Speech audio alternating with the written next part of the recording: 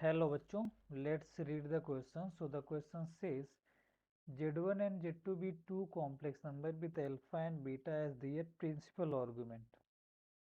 मतलब क्या होना चाहिए, अल्फा और बीटा प्रिंसिपल आर्गुमेंट है तो उसकी वैल्यू -पाई और पाई के बीच में रहेगी. इजी है, राइट.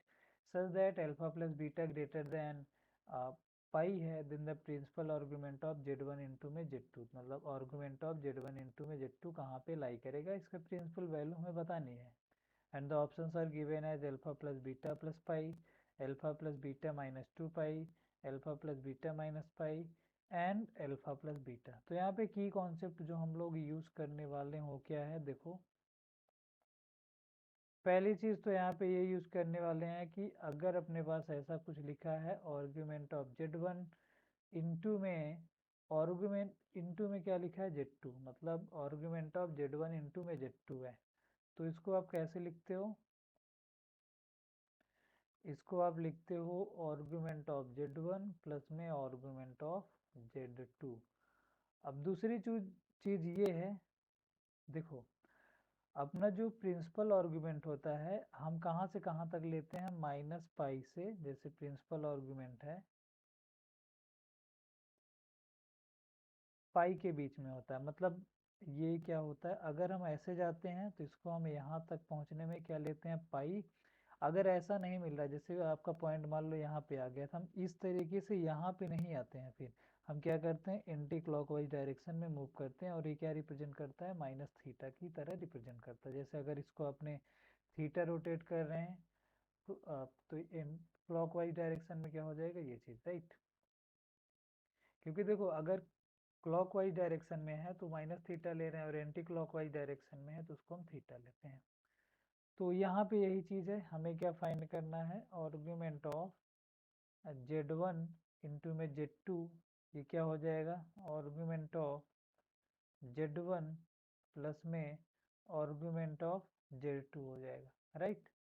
तो यहाँ पे आर्गुमेंट ऑफ Z1 हमें क्या दिया है, अल्फा दिया है, आर्गुमेंट ऑफ Z2 दिया है बीटा. अब इसने क्वेश्चन में दे रखा है कि अल्फा प्लस बीटा जो है ग्रेटर देन पाई है, तो इसको हम डायग्राम से थोड़ा समझेंगे. देखो पाई यहाँ तक हो जाता है अपना खत्म. अब आपकी जो वैल्यू है कहीं इधर लाई कर रही है, मतलब यहाँ पे कहीं लाई कर रहा है, राइट, ऐसे कुछ हो रहा है. तो मैं प्रिंसिपल आर्गुमेंट ये तो बताऊंगा नहीं, क्योंकि प्रिंसिपल आर्गुमेंट क्या होना चाहिए, पाई से छोटा होना चाहिए, है ना, और -पाई से बड़ा होना चाहिए. तो यहाँ पे लेकिन पाई से बड़ा दिख रहा है, तो मैं क्या कर रहा हूँ, इस डायरेक्शन से यहाँ पे आऊंगा मैं.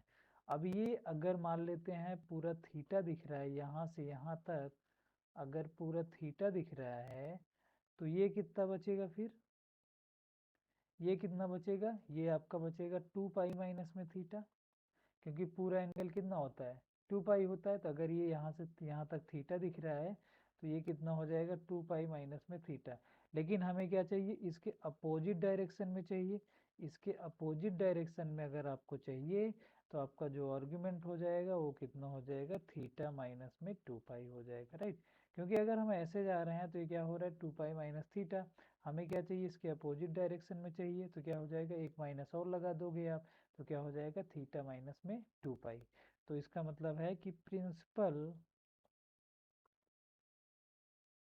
आर्गुमेंट ऑफ Z1 इंटू में Z2 वो क्या हो जाएगा. यहाँ पे आप एक चीज ध्यान रखो कि यहाँ पे मैंने थीटा जो है अल्फा प्लस बीटा लिया है ना. तो आर्गुमेंट ऑफ Z1 इंटू में Z2 क्या हो जाएगा, ये चीज हो जाएगी थीटा माइनस में 2 पाई, जो कि है अल्फा प्लस बीटा माइनस में 2 पाई, राइट. तो यही हो जाएगा आपका आंसर. तो करेक्ट ऑप्शन कौन सा दिख रहा है, इसमें बी दिख रहा है करेक्ट ऑप्शन, तो यही हो जाएगा correct. So hope you got your answer. Thank you.